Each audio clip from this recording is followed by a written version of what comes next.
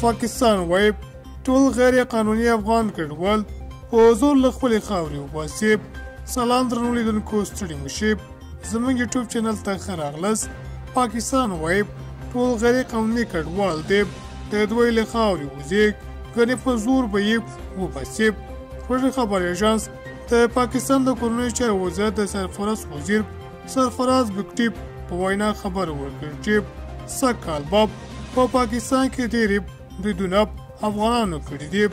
بگټي زیاته کړه شاوخوا 1,03,000 غیر قانوني افغان کډوال په پاکستان کې ژوند کوي او دوی باید د نومبر تر لومړۍ نیټې له پاکستانه ووځي.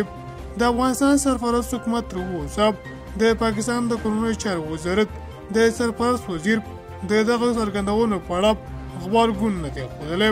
له دې مخکې د بخښنې نړیوال سازمان په پاکستان کې د افغان کډوالو پر وضعیت اندېښنه ښودلې وه.